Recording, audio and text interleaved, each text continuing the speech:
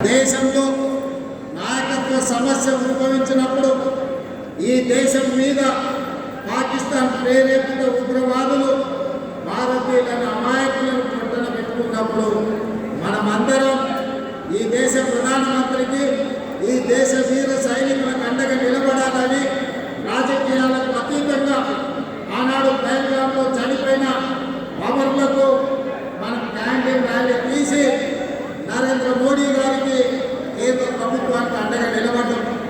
ఆనాడు మనమందరం వేలాది నక్లెస్ రోడ్డులో ర్యాలీ నిర్వహించి ప్రధానమంత్రికి కేంద్ర ప్రభుత్వానికి ఒక మాట చెప్పినాం.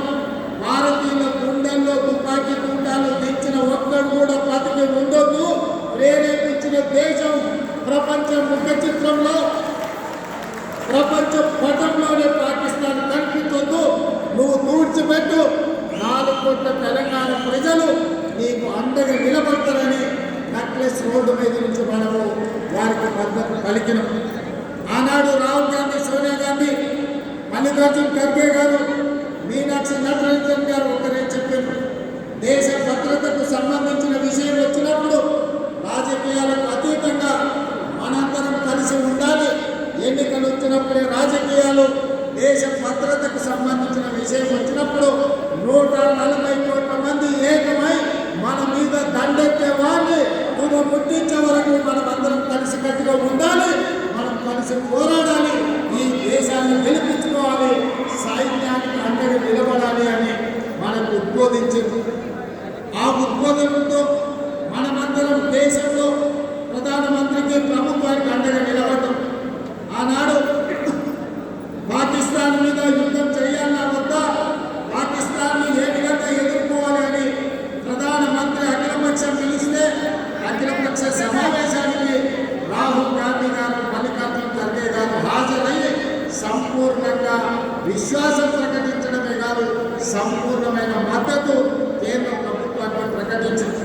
ఆనాడు మనం చెప్పినాం, ఇక్కడ తెలంగాణ నడిగడ్డ మీద నుంచి ఇందరమ్మ సాక్షిగా చెప్పడమే కాదు, పార్లమెంటులో అఖిలపక్ష సమావేశంలో మల్లికార్జున్ ఖర్గే గారు, రాహుల్ గాంధీ గారు స్పష్టంగా చెప్పారు, ఇది ఒక అవకాశం మన మీద దాడి చేసిన పాకిస్తాన్కి గుణపాఠం చెప్పడానికి.